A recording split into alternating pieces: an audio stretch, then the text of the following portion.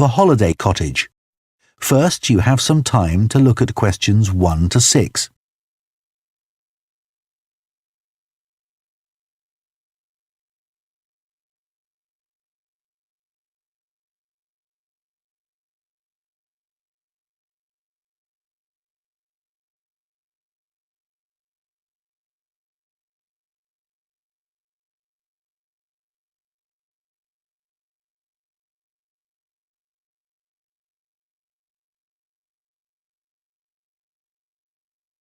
Now listen carefully and answer questions 1 to 6.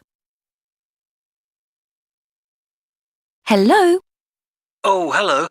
I was hoping to speak to Jack Fitzgerald about renting a cottage. I'm his wife Shirley and we own the cottages together, so I'm sure I can help you. Great. My name's Tom. Some friends of ours rented Granary Cottage from you last year and they thought it was great. So my wife and I are hoping to come in May for a week. What date did you have in mind? The week beginning the 14th, if possible. I'll just check. I'm sorry, Tom, it's already booked that week. It's free the week beginning the 28th, though, for 7 nights. In fact, that's the only time you could have it in May. Oh, well, we could manage that, I think. We'd just need to change a couple of things. How much would it cost? That's the beginning of high season, so it'd be £550 for the week. Ah, that's a bit more than we wanted to pay, I'm afraid. We've budgeted up to £500 for accommodation. Well, we've just finished converting another building into a cottage, which we're calling Cherville Cottage. Sorry, what was that again? Cherville. C-H-E-R-V for Victor, I-L. Oh, that's a herb, isn't it? That's right. It grows fairly wild around here. You could have that for the week you want for £480. OK, so could you tell me something about it, please? Of course. The building was built as a garage. It's a little smaller than Granary Cottage. So that must sleep 2 people as well? That's right. There's a double bedroom. Does it have a garden? Yes, you get to it from the living room through French doors, and we provide 2 deck chairs. We hope to build a patio in the near future, but I wouldn't like to guarantee it'll be finished by May. OK. The front door opens onto the old farmyard, and parking isn't a problem. There's plenty of room at the front for that. There are some trees and potted plants there. Before you hear the rest of the conversation, you have some time to look at questions 7 to 10.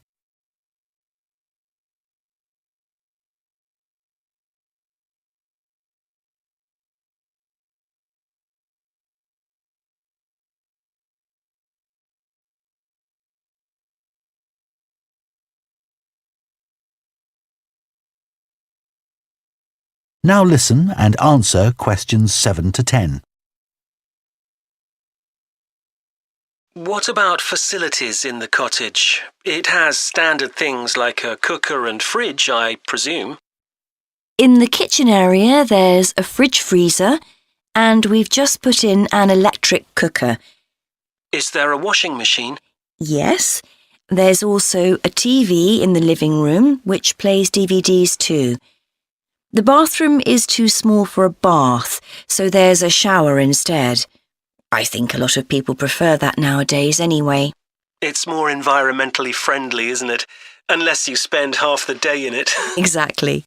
What about heating? It sometimes gets quite cool at that time of year. There's central heating, and if you want to light a fire, there's a stove. We can provide all the wood you need for it. It smells so much nicer than coal, and it makes the room very cosy. We've got one in our own house. That sounds very pleasant. Perhaps we should come in the winter to make the most of it. Yes, we find we don't want to go out when we've got the fire burning. There are some attractive views from the cottage which I haven't mentioned. There's a famous stone bridge. It's one of the oldest in the region, and you can see it from the living room. It isn't far away. The bedroom window looks in the opposite direction and has a lovely view of the hills and the monument at the top. Well, that all sounds perfect. I'd like to book it, please. Would you want a deposit? Yes, we ask for 30% to secure your booking, so that'll be £144. And when would you like the rest of the money? You're coming in May, so the last day of March, please. Fine. Excellent. Could I just take your details so that I can... That is the end of part 1. You now have half a minute to check your answers to part 1.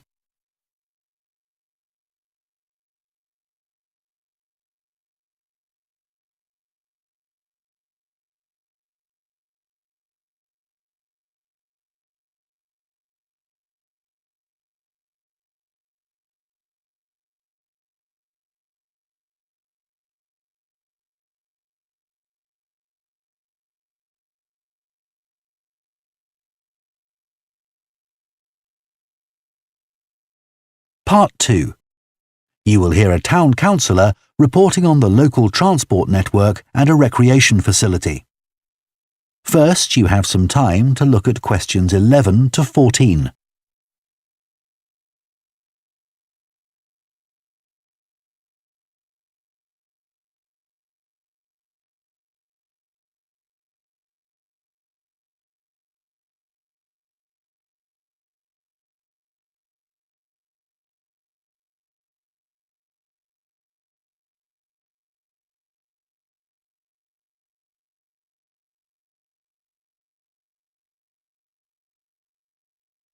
Now listen carefully and answer questions 11 to 14. Right, next on the agenda we have traffic and highways. Councillor Thornton. Thank you. Well, we now have the results of the survey carried out last month about traffic and road transport in the town. People were generally satisfied with the state of the roads. There were 1 or 2 complaints about potholes, which will be addressed, but a significant number of people complained about the increasing number of heavy vehicles using our local roads to avoid traffic elsewhere. We'd expected more complaints by commuters about the reduction in the train service, but it doesn't seem to have affected people too much. The cycle path that runs alongside the river is very well used by both cyclists and pedestrians since the surface was improved last year, but overtaking can be a problem, so we're going to add a bit on the side to make it wider. At some stage, we'd like to extend the path so that it goes all the way through the town, but that won't be happening in the immediate future. The plans to have a pedestrian crossing next to the post office have unfortunately had to be put on hold for the time being. We'd budgeted for this to be done this financial year, but then there were rumours that the post office was going to move, which would have meant there wasn't really a need for a crossing. Now they've confirmed that they're staying where they are, but the Highways Department have told us that it would be dangerous to have a pedestrian crossing where we'd originally planned it, as there's a bend in the road there, so that'll need some more thought. On Station Road, near the station and level crossing, drivers can face quite long waits if the level crossing's closed, and we've now got signs up requesting them not to leave their engines running at that time. This means pedestrians waiting on the pavement to cross the railway line don't have to breathe in car fumes. We've had some problems with cyclists leaving their bikes chained to the railings outside the ticket office, but the station has agreed to provide bike racks there. Before you hear the rest of the talk, you have some time to look at questions 15 to 20.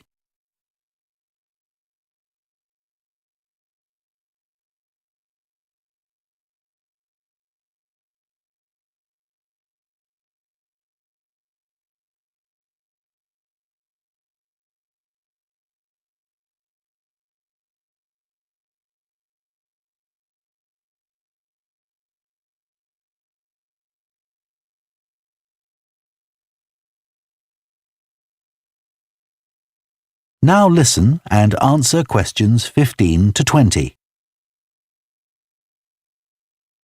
So next on the agenda is proposals for improvements to the recreation ground. Councillor Thornton again.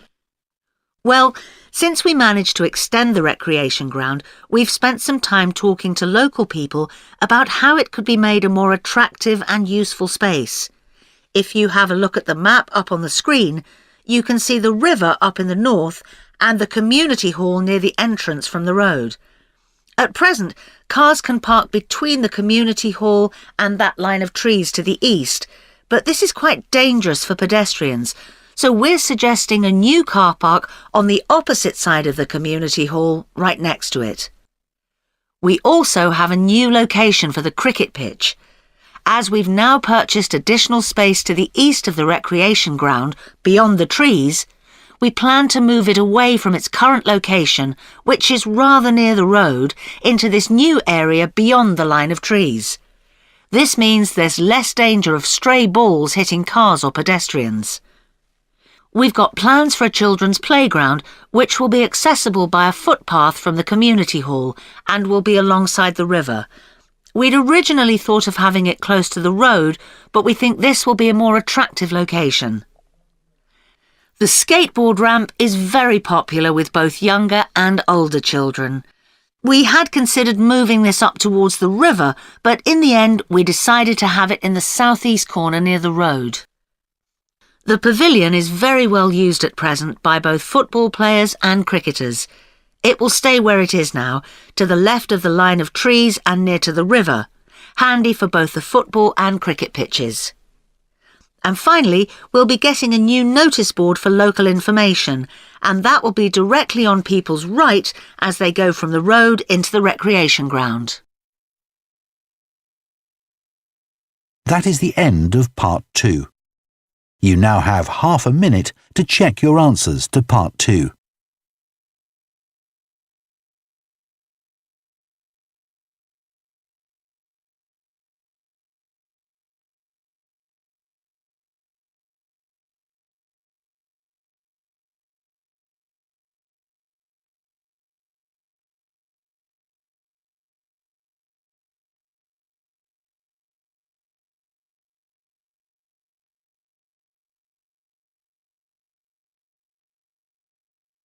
Part 3.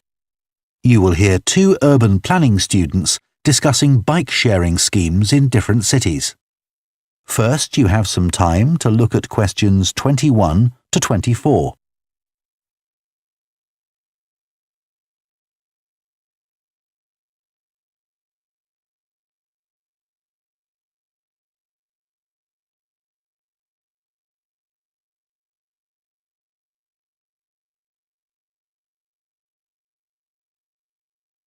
Now listen carefully and answer questions 21 to 24.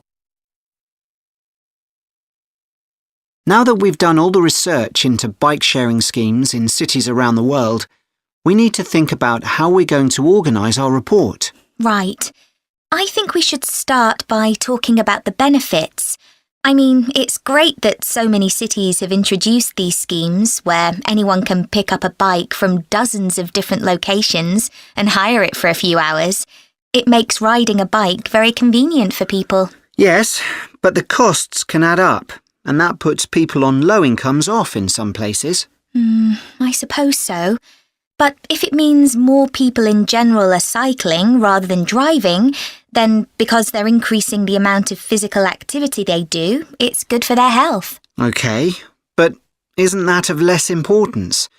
I mean, doesn't the impact of reduced emissions on air pollution have a more significant effect on people's health? Certainly in some cities, bike sharing has made a big contribution to that, and also helped to cut the number of cars on the road significantly. Which is the main point. Exactly. But I'd say it's had less of an impact on noise pollution because there are still loads of buses and lorries around. Right. Shall we quickly discuss the recommendations we're going to make? In order to ensure bike-sharing schemes are successful? Yes. OK. Well, while I think it's nice to have really state-of-the-art bikes with things like GPS, I wouldn't say they're absolutely necessary.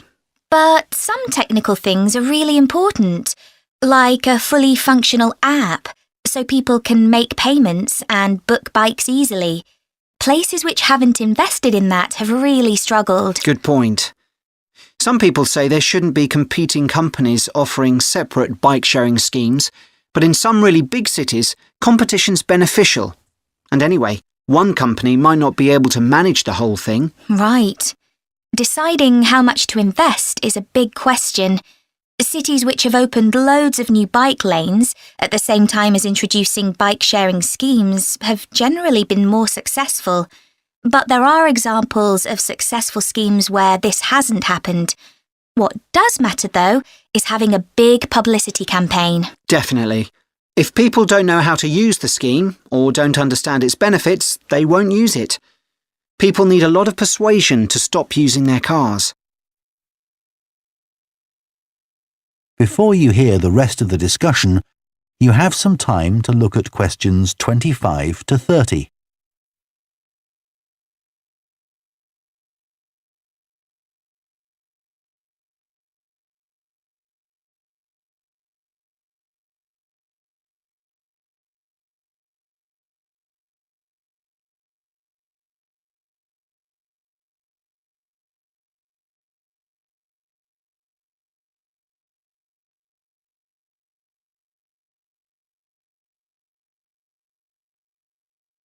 Now listen and answer questions 25 to 30. Shall we look at some examples now and say what we think is good or bad about them? I suppose we should start with Amsterdam, as this was one of the first cities to have a bike-sharing scheme. Yes, there was already a strong culture of cycling here. In a way, it's strange that there was such a demand for bike sharing, because you'd have thought most people would have used their own bikes. And yet it's one of the best used schemes. Dublin's an interesting example of a success story. It must be because the public transport system's quite limited. Not really. There's no underground, but there are trams and a good bus network. I'd say price has a lot to do with it. It's one of the cheapest schemes in Europe to join.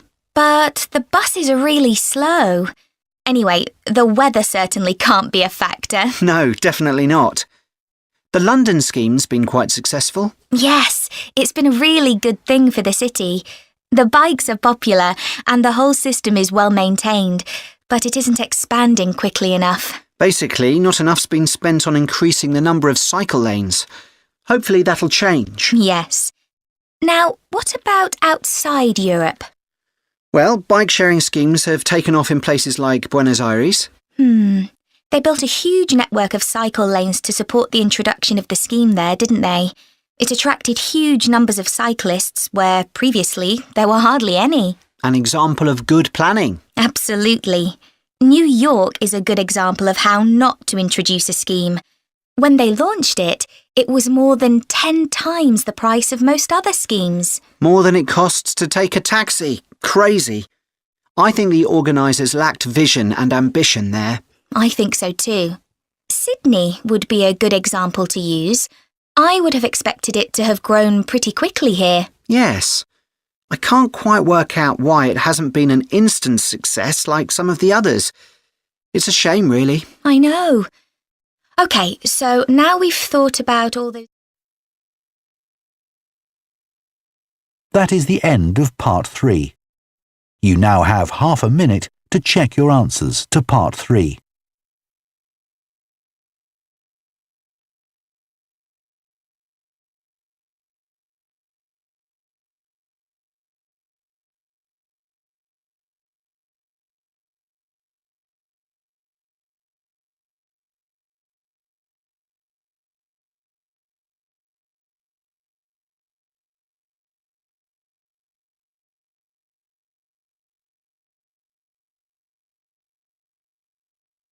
Part 4.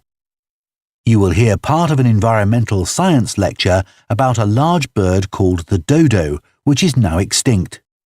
First, you have some time to look at questions 31 to 40.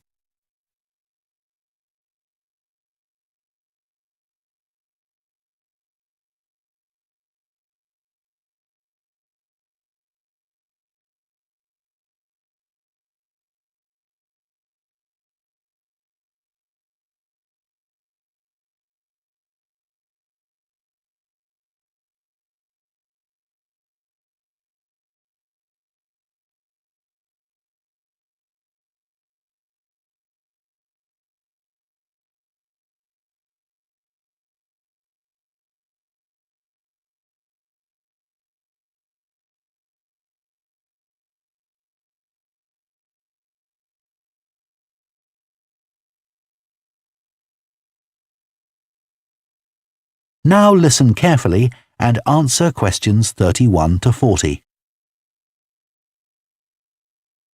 One of the most famous cases of extinction is that of a bird known as the dodo. In fact, there's even a saying in English, as dead as the dodo, used to refer to something which no longer exists. But for many centuries, the dodo was alive and well, although it could only be found in one place, the island of Mauritius in the Indian Ocean. It was a very large bird, about 1 metre tall, and over the centuries it had lost the ability to fly, but it survived happily under the trees that covered the island. Then, in the year 1507, the first Portuguese ships stopped at the island. The sailors were carrying spices back to Europe and found the island a convenient stopping place where they could stock up with food and water for the rest of the voyage, but they didn't settle on Mauritius. However, in 1638, the Dutch arrived and set up a colony there. These first human inhabitants of the island found the dodo birds a convenient source of meat, although not everyone liked the taste. It's hard to get an accurate description of what the dodo actually looked like. We do have some written records from sailors and a few pictures, but we don't know how reliable these are. The best-known picture is a Dutch painting in which the bird appears to be extremely fat, but this may not be accurate. An Indian painting done at the same time shows a much thinner bird. Although attempts were made to preserve the bodies of some of the birds, no complete specimen survives. In the early 17th century, 4 dried parts of a bird were known to exist. Of these, 3 have disappeared, so only one example of soft tissue from the dodo survives, a dodo head. Bones have also been found, but there's only one complete skeleton in existence. This single dodo skeleton has recently been the subject of scientific research, which suggests that many of the earlier beliefs about dodos may have been incorrect. For example, early accounts of the birds mention how slow and clumsy it was, but scientists now believe the bird's strong knee joints would have made it capable of movement which was not slow, but actually quite fast. In fact, one 17th century sailor wrote that he found the birds hard to catch. It's true that the dodo's small wings wouldn't have allowed it to leave the ground, but the scientists suggest that these were probably employed for balance while going over uneven ground. Another group of scientists carried out analysis of the dodo's skull. They found that the reports of the lack of intelligence of the dodo were not borne out by their research, which suggested the bird's brain was not small, but average in size. In fact, in relation to its body size, it was similar to that of the pigeon, which is known to be a highly intelligent bird. The researchers also found that the structure of the bird's skull suggested that one sense which was particularly well developed was that of smell. So the dodo may also have been particularly good at locating ripe fruit and other food in the island's thick vegetation.